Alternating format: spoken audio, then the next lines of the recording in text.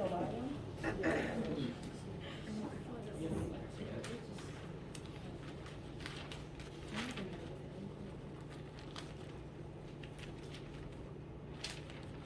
everyone, how you doing? Why? Just.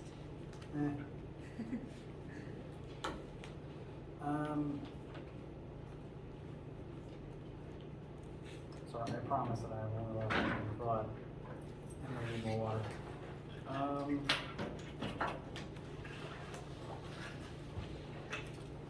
I guess speaking of tests, they are graded. So I have them and I can give them back to everybody. Related statement though, you guys can collect them today, absolutely. The day, I'm planning on actually talking about it in class on Wednesday instead of today, only for the reason that lab this week is going to be about centripetal force, which is the next part of chapter 7 that we're going to talk about. So I very specifically want to make sure to lecture on it today, since there will be 2 sections of lab meeting before Wednesday. So if you want, after lecture or even during our mid-lecture pause, you can come up and collect this. I'll just go through the pile and give you yours. You can absolutely get it today if you want it, but we'll spend Wednesday, at least part of Wednesday, looking at it more closely together in class. So sorry for that minor delay on that part, but they are done and you can have it whenever you want. Additionally, as a reminder, today is Monday, November 8th, and the chapter 6 homework and quiz are due tonight. So we'll spend at least a little bit of today looking at any questions you have about those. There's a couple specific things we'd like to point out. Additionally, currently the chapter 7 assignments are live and they are due at the very earliest Monday, November 15th, one day from today. So do keep those on your radar, but do make sure to finish the chapter 6 assignments tonight and send me any questions that you have while working them, especially because WebAssign is kind of being rude about 2 of them. We'll talk about those in a minute. So before we get started, we're going to look at the chapter 6 stuff in a second. Before we begin with that, does anyone have any other questions, comments, concerns before we begin today?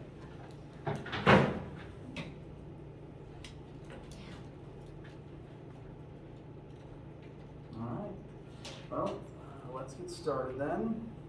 Chapter 6, I want to specifically, and on the cursor, briefly acknowledge number 6, which is the one where 2 vehicles are going to collide into each other, and number 2, wherein mathematically a similar event occurs, even if it doesn't look the same, wherein an astronaut and a tank start together as one object and then explode outwards from one another.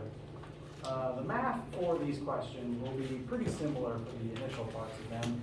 The main reason I'm highlighting them is that they're the 2 that I've gotten the most emails about for no other reason than WebAssign is being very argumentative about the answers, which, it is prone to do.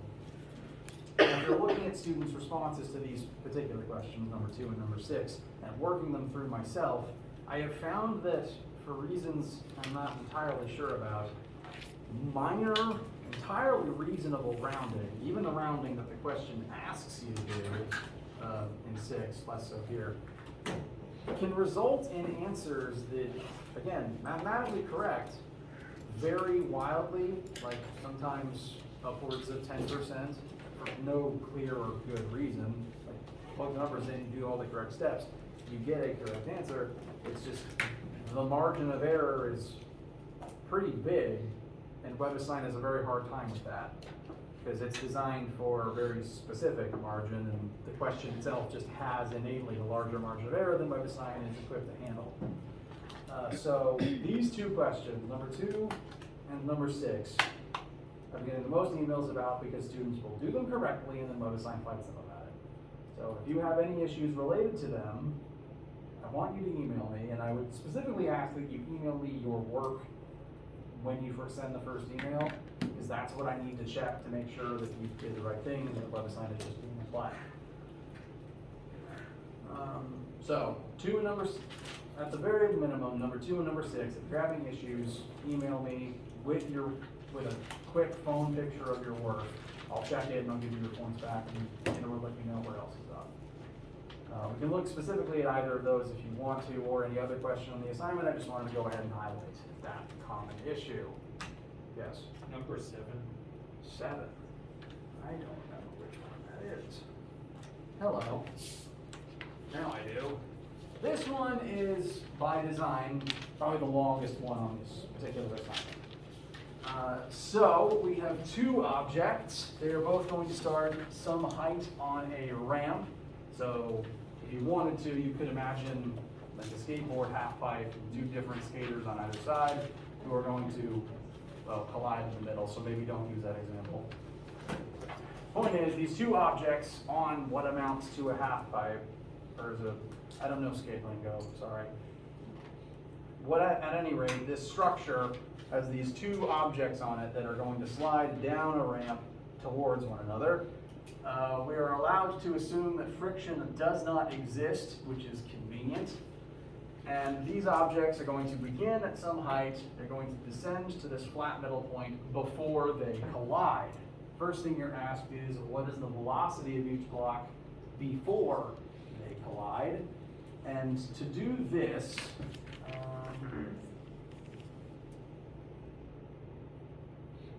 to do this part, I'm going to recommend you approach it in terms of energy transformation, because as they start at the top of their respective ramps, they are some height above where they're going to end up. So they have GPE that will become KE as they move down the ramp.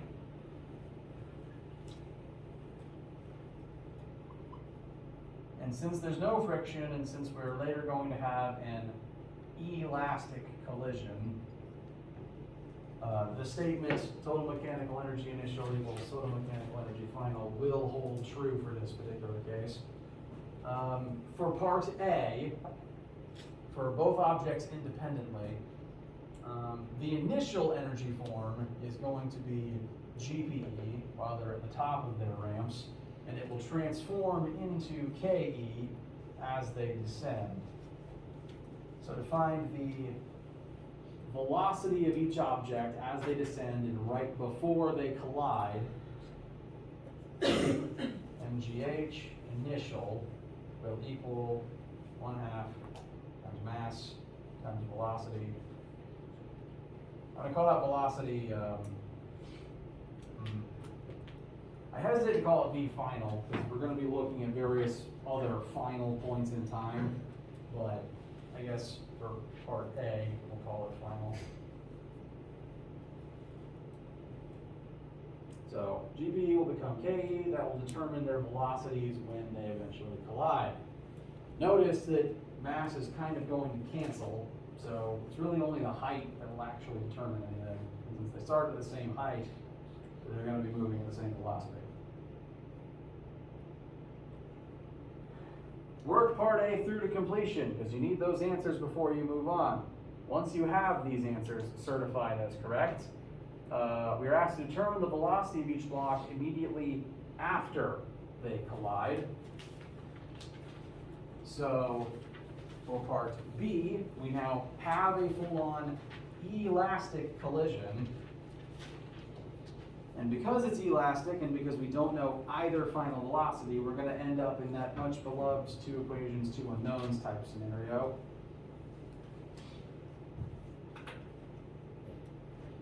Wherein I recommend comparing specifically total momentum initial to total momentum final, and also using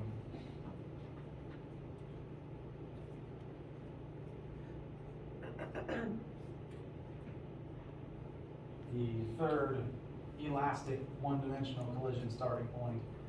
We need to fill in the blanks here, do 2 equations, 2 unknowns, and you'll find the 2 separate ending velocities. Yes? For some reason, when I did that part, I had the same answer as before. Uh-huh. I don't know what I did Did you use the two different masses? Yes, sir. Okay, I might need to look at your work specifically then. I worked it out, but I erased it. I will work it out like right now if you want me to. Yeah, I'll give it another try and I'll look at it again sooner or later. All right, so part B, work part B through. Make sure you get a correct answer. You need a correct answer to part B before you move on. Once you have a correct answer to part B, part C, determine the maximum heights to which the masses will then rise back to. So after they're done colliding, they're going to spring back out and try to climb their side of the ramp again. Although the energy balance has shifted considerably, so the heights to which they will rise are going to change. This will basically be the inverse of the first part. Because now the objects have kinetic energy that's going to turn back into gravitational potential energy as they climb. So 1/2 m initial squared equals mgh, h being, I guess, final this time. For this one, you're going to want to use each object's separate mass in conjunction with its specific final velocity from part B. Because that's the velocity that determines its energy level, that determines how high it's going to be able to climb. So again, you need to do these in order. You need to get a correct answer to A, to get a correct answer for B, to get a correct answer for C. Do them in order. I recommend, very specifically, putting in your guesses here, pressing submit, checking that they're right, and that shouldn't penalize you for having blanks here yet, because it's a separate part of the question. So check A, move on, check B, move on. Yes? So when we do in the second equation, v1 minus v2 equals v2 minus v1, do we add both velocities together since one of them is negative and one is positive? Yes, so on the initial half, direction does matter. So if you are using, very specifically, v1 initial minus v2 initial equals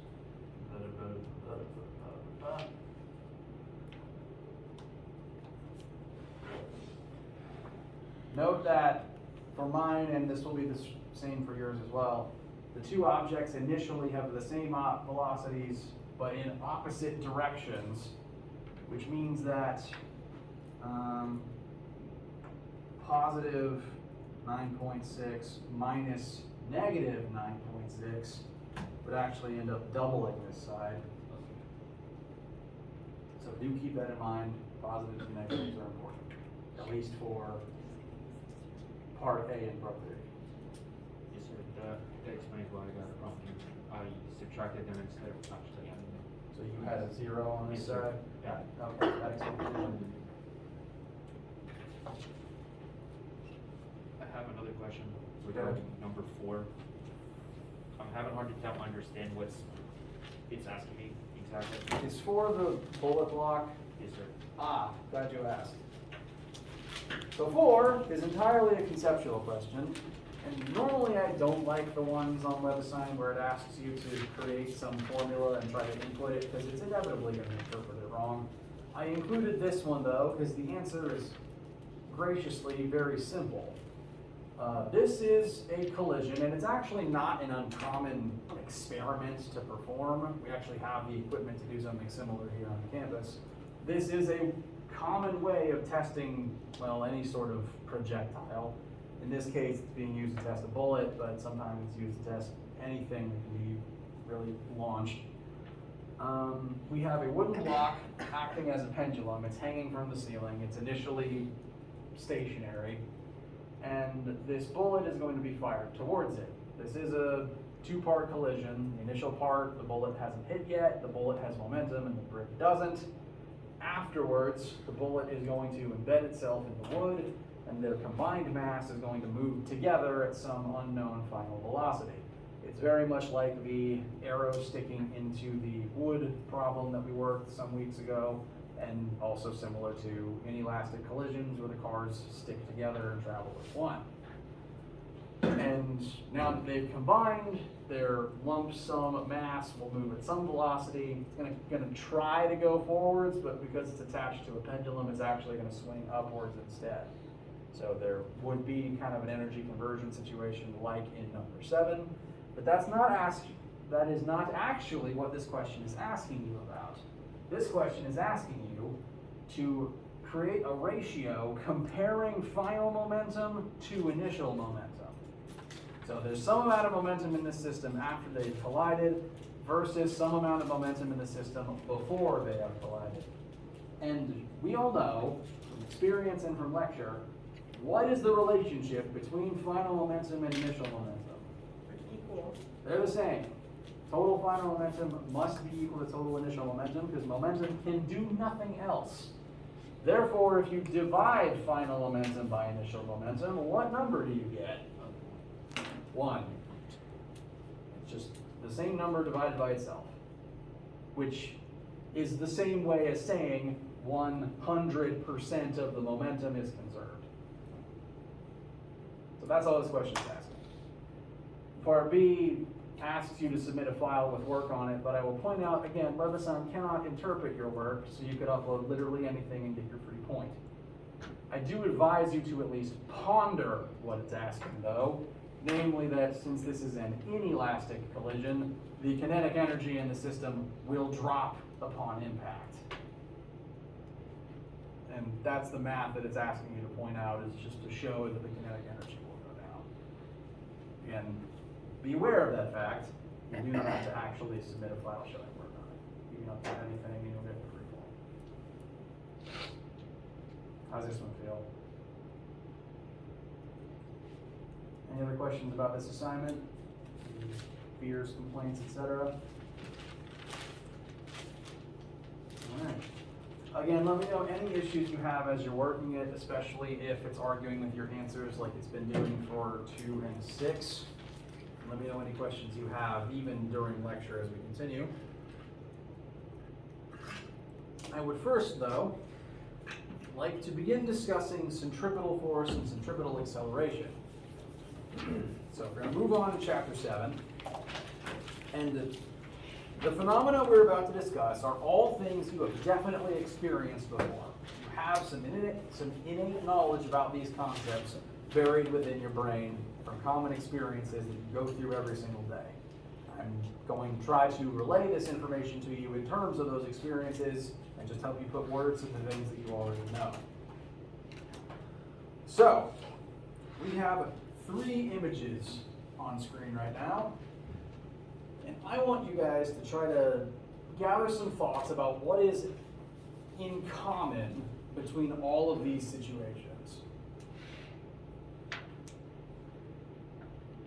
It's like rotation around an axis. All right, so some object is moving circularly around some other point. What makes that distinct from this?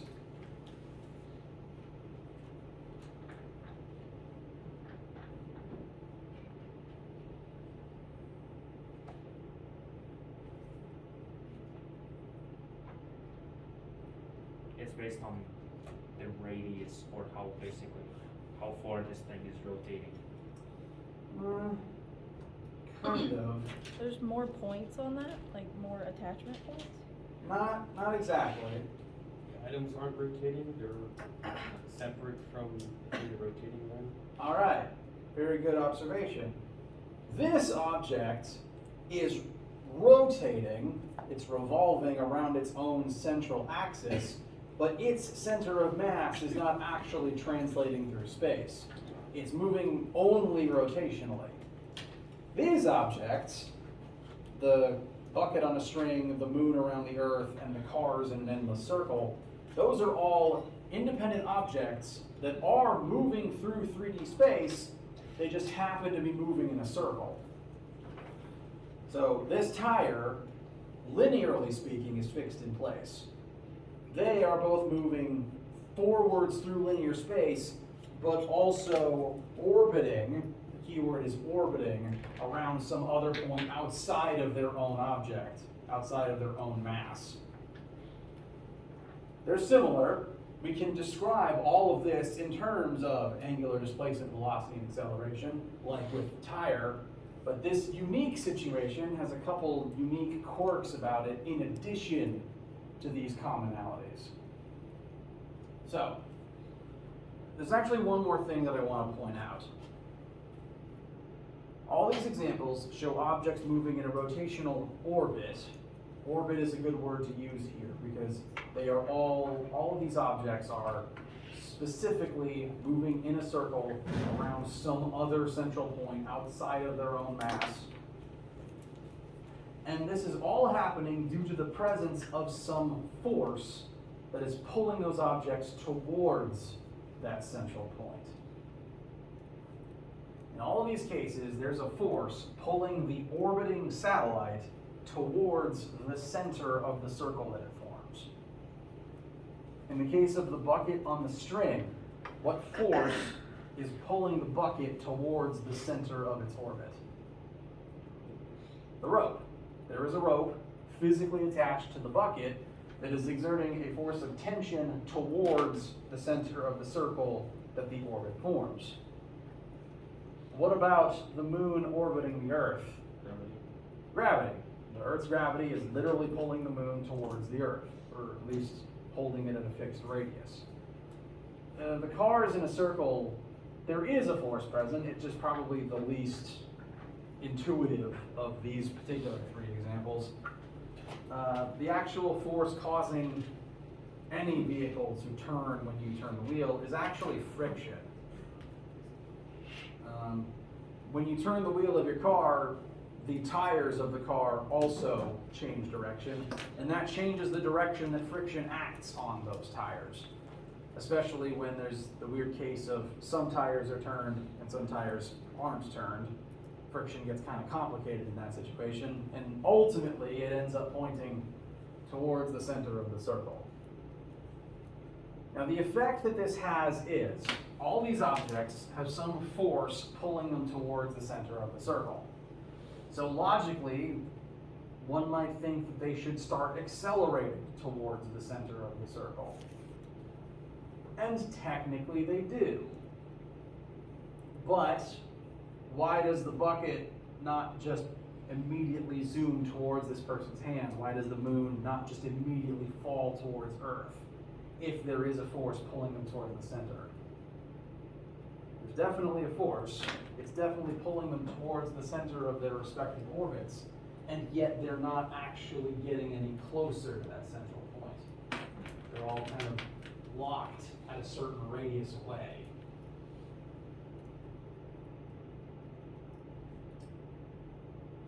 I'm going to use the moon as an example here. Earth's gravity is always trying to pull the moon towards the center of the Earth. Now, if that actually fully happened, it would be bad, because regular meteors the size of a building hitting the Earth is bad enough, let alone something the size of the moon. This doesn't actually happen, though, because in addition to being pulled towards the center of the Earth, the moon has inertia. It has its own built-up inertia and momentum that is naturally compelling it to try to move forwards in a straight line.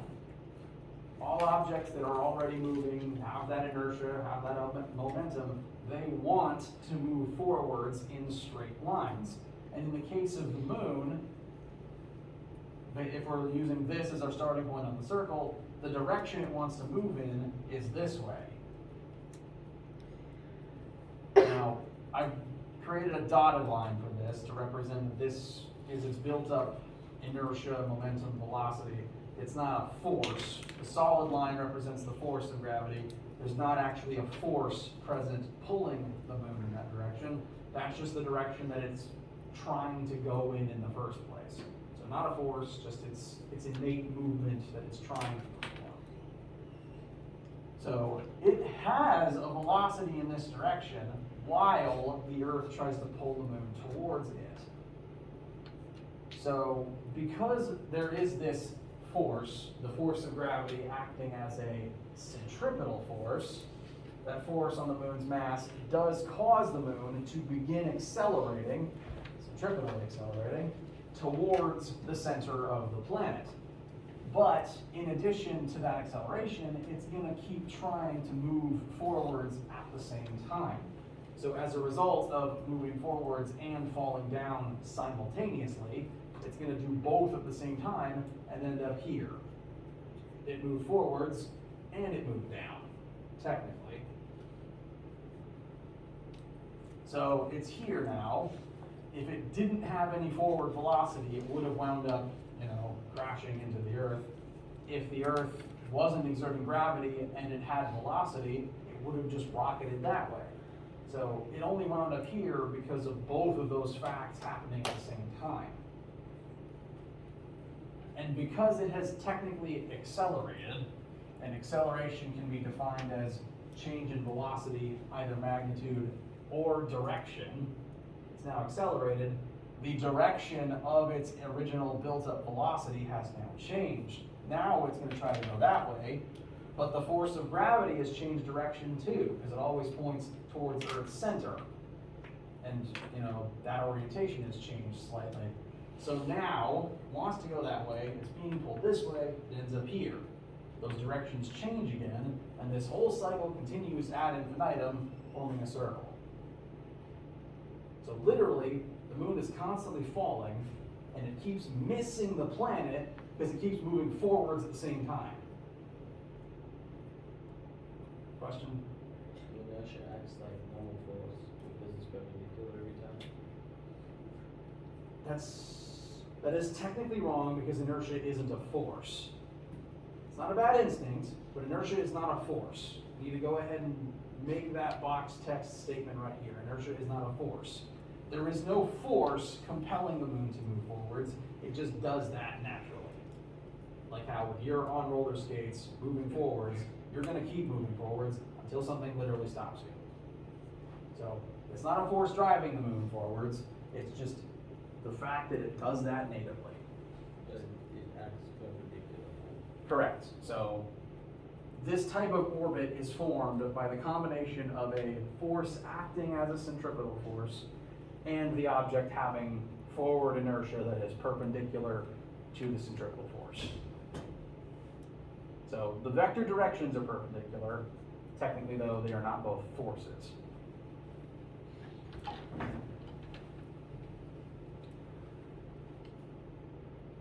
How's this feel? All right. Now, this happens for anything you could describe as a satellite, not just moon around the planet. If you were to hypothetically fill a bucket with water, hang it from a rope, you could spin it over your head at a specific speed such that it now orbits your hand, and if you do it at the right speed, the water won't actually spill. If you try this, do it outside in clothes you don't mind accidentally getting wet. But you can do it.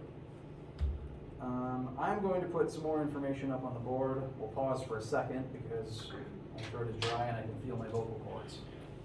So, begin pondering these statements. We'll look at the formula in a moment, and if you need bathroom water, now's a good time.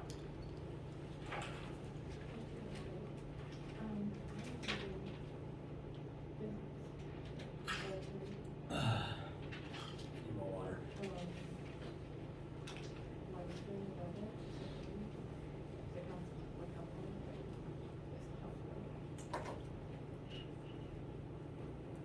Research credit card.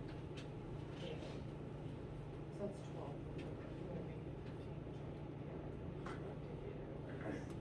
Oh,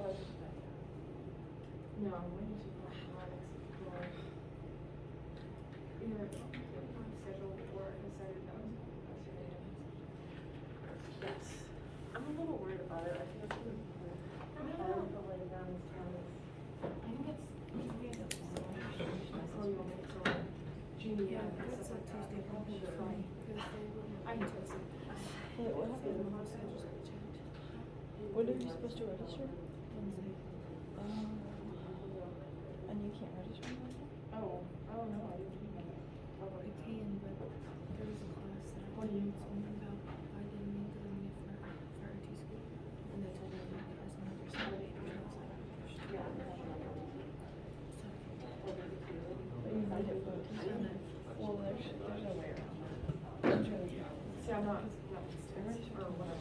I'm not solving one of I gotta make sure I'm okay. So, I yeah. gotta make sure I don't have any questions. I think everything by Shannon, so.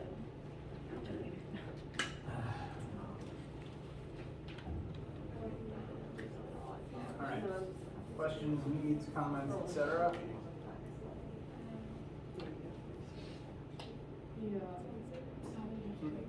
Okay. So, in the case of the moon orbiting the Earth, gravity functions as a centripetal force. Now, any force reasonably can behave as a centripetal force. Centripetal force is not something that magically springs into existence when something moves in a circle. Some real existing force has to behave as a centripetal force. So in the case of moon orbiting Earth, gravity takes on that role. In the case of bucket on a rope, it's the tension in the rope that does that. If there is no force to step up and act as a centripetal force, then there's no orbit and the object just goes in a straight line. So whenever working a centripetal force question, some other existing concept has to be acting as the centripetal force. We can use this formula to calculate it, but you need to be able to pull the identity of that force from the question. And sometimes there will be a separate formula you can use to calculate that force independently of this formula. Because if it's gravity, we have other ways to find gravity. If it's tension, there's other ways to find tension. So, some real existing thing has to act in the role of centripetal force. Centripetal force will always point towards the center of the orbit, which means its direction is constantly changing. Gravity always points towards the center of the Earth, but the actual way you draw the arrow will change depending on where in the orbit the object is. And centripetal force causes centripetal acceleration. Namely, when an object is moving in this way, its direction is constantly changing. And the centripetal acceleration measures the magnitude of that change. The word centripetal, the word itself actually informs us of the definition. Century, not centi like 10, but century means center, and petal means seeking. So the centripetal force and centripetal acceleration is the center seeking force and the center seeking acceleration.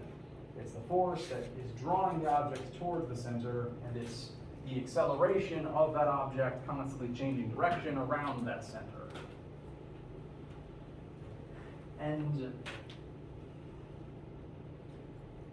we're talking about it at this point in the course because it is simultaneously linear and rotational, because the object in question is definitely rotating. We can describe its movement using rotational terms, but it is still moving through three-dimensional linear space at the same time. So centripetal acceleration is kind of its own weird, different, inter-universal phenomena. It exists between the two spaces. It's both at the same time. So it doesn't really have a counterpart. It is its own entity. It is a separate variable from both linear acceleration and angular acceleration, which is why whenever I write centripetal acceleration, it will have a subscript differentiated from normal acceleration.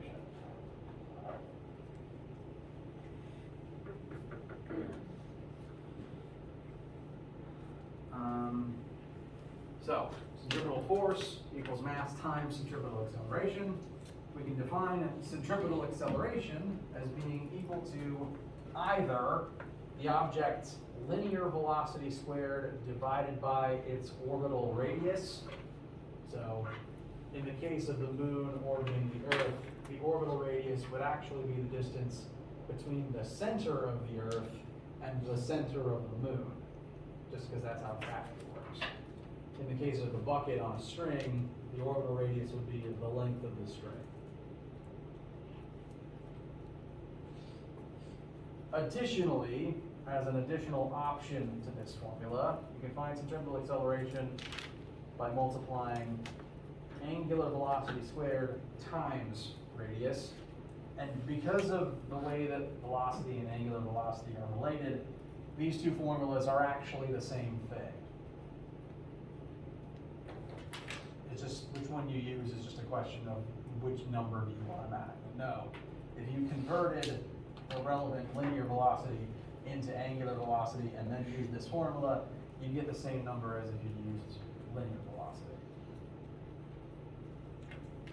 Yes? In these scenarios, can we make the assumption that the longer the radius, the slower the slower it's gonna be? And If the force stays the same, yes. okay. There's some interplay, there's some complexities depending on the exact situation, but generally, yes. The bigger the orbital radius, the slower the object will actually orbit at. I can attempt to demonstrate this with my laptop cable. I have a slinky up here, but since that stretches rather chaotically, I'm not going to use it. So if I'm spinning a small amount of laptop cable, linearly speaking, it moves pretty fast. Actually, angularly speaking, it moves pretty fast as well. If I lengthen the rope, again, to a safe length. Okay. The trick is that you can't speed your hand up, because it's possible to just speed your hand up and increase the force and change it anyway. So what I'm going to do is, I'm actually going to spin it at a constant rate, keep my hand doing the same thing, and then I'm just going to shorten the cable by pulling it inwards. This is a bad demo. Really wish I had the actual hardware that I've used in the past.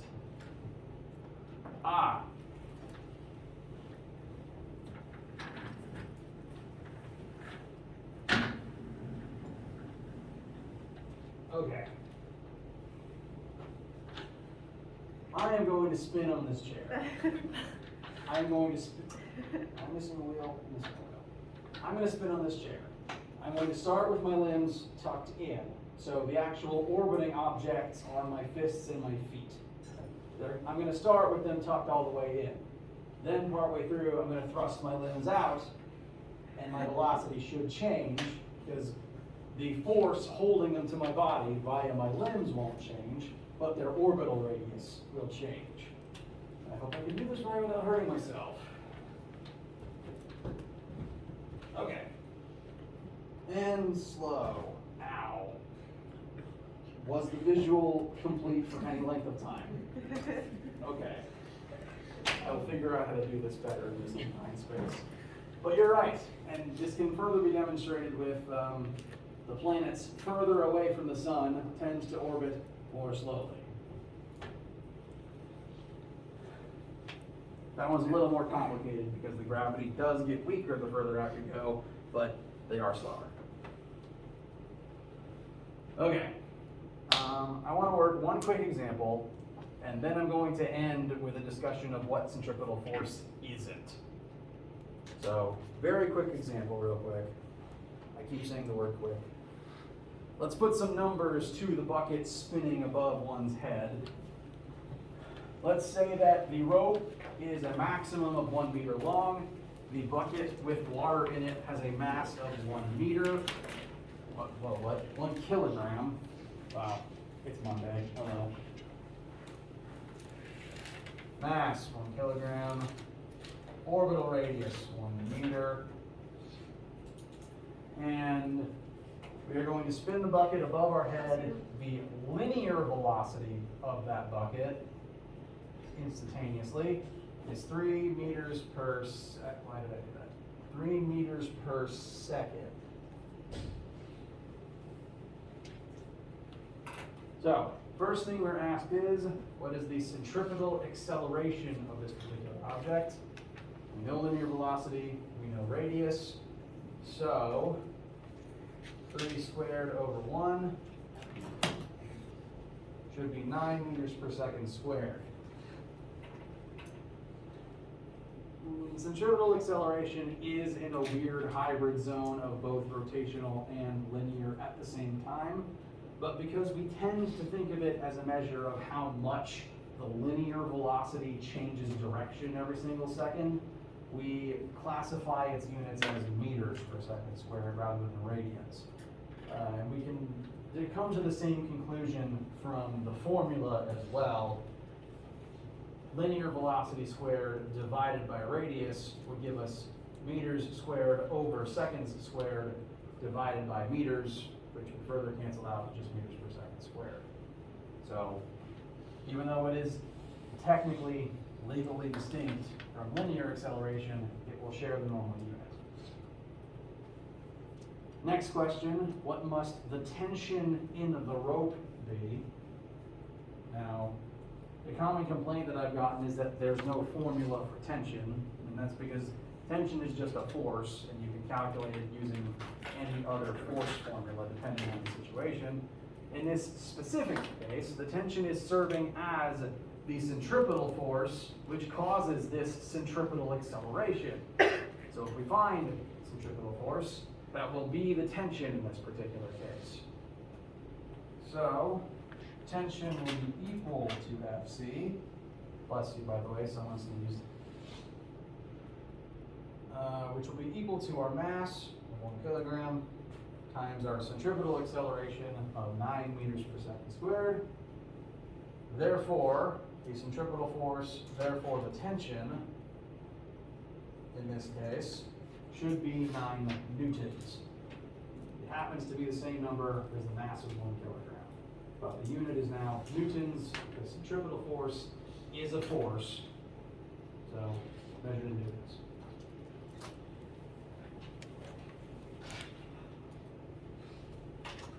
And if you do start tweaking variables like orbital radius or the velocity at which you're spinning or the amount of tension that your rope can actually handle, you'll start creating different situations where the rate will, where those other variables around the one you changed also change.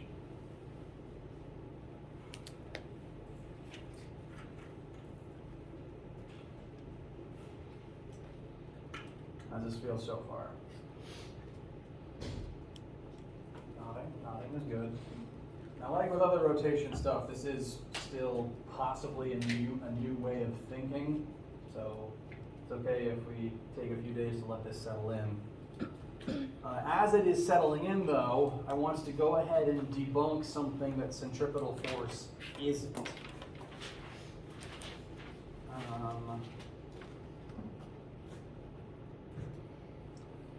I want you to think about times in your life where you've been riding in a car and you're driving forwards, and then for whatever reason the car now turns left, does a 90-degree left turn. If you make that turn exceptionally fast, if you like bank real hard, do a very quick, very hard left turn, what does your body feel during that interaction? Like it's want to go this way, but it want to go in a straight line.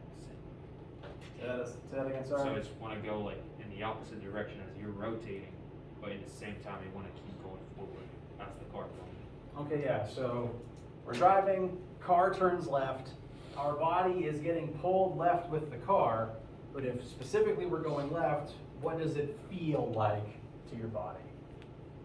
It feels like there's a force to the right. Does that sound familiar?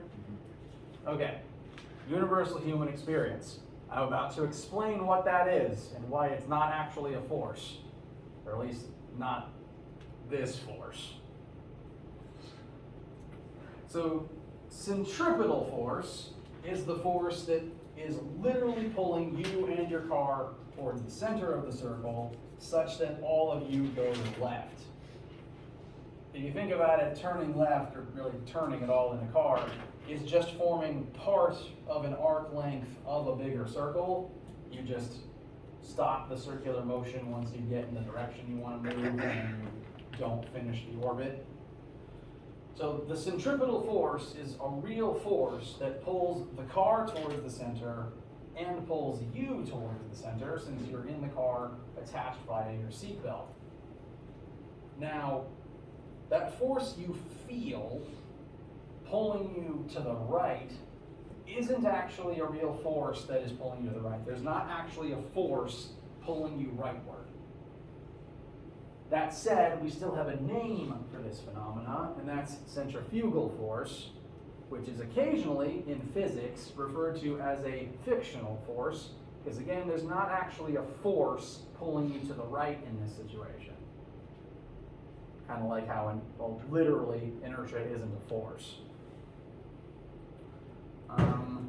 Now, the word centrifugal will probably sound familiar, especially if you modify it to be the word centrifuge. It's literally the principle that lets a centrifuge machine work. But additionally, if we actually define the word itself, century still means center, but fugal means fleeing. So rather than centripetal force, which pulls you towards the center, centrifugal force is what makes it feel like you are fleeing the circle. And in the case of specifically the centrifuge machine, it's what causes the particles within whatever fluid you're centrifuging to flee to the end of the test tube. Now again, there's not actually a force causing you to be pulled to the right in this turn. What happens is your body is a separate entity from the car. And your body has inertia and momentum that wants to keep moving forwards. So if you weren't seat belted in and if the car didn't have an exterior shell, you could reach some event where the car turned left out from under you and you keep flying forwards. Technically, there would be no force on you in that situation. The car would turn without you and you'd just be chucked this way, because that's the direction your body was trying to move to begin with. If not for the car and the seatbelt, that's where you'd go. No force involved, which again is why this is a dotted line. There's no force pulling you this way. That's just the direction you were going to move regardless. What actually ends up happening is you are seatbelted inside of a vehicle with a shell, so you're not actually going to get flung this way. The car is going to drag you left with it. But just like how you are a separate object from the car, your blood is technically a separate object from you. So all your blood cells have their own inertia trying to get them to go forwards. And so as you're getting dragged left by the car, your blood trying to move forwards feels like it's pressing rightward against your body to escape you, to try to move forward still. And what you're feeling is literally just your blood pressing against you. Or rather, additionally, you could be feeling the seatbelt pulling you in the leftward direction, and therefore, if it's pulling you left, you're pulling rightwards on the car. It's kind of a complicated situation, but the primary reason you feel that force is because your blood does exert a force rightwards against the wall of your body in an attempt to escape. Your body, by Newton's third law, exerts an equal and opposite force leftwards, which then acts as a centripetal force, making your blood move in this circle. So it's a weird, complex, multi-part scenario resulting from the fact that all the things involved are technically separate objects with their own masses. You and your car, and then your blood inside you. So you do feel something, and I'm not arguing with your perception. What you're feeling, though, is not a force outside of your body trying to pull you to the right. What you're feeling is your blood trying to move to the right while inside of you. You can kind of simulate this by just swinging your arm back and forth real fast. Eventually you'll feel the tingle in your fingertips. So, centrifugal force is a thing, it's just not a force. That's why we call it the fictional force. It's just not a force. It's just a sensation caused by inertia. That's why. We will continue with this in lab, and we'll continue talking about Chapter 7 as the week goes on. We'll also talk more about the test on Wednesday. We're at the end of lecture now, so if I don't see you for lab or you don't have questions, you can head on out and have a wonderful day.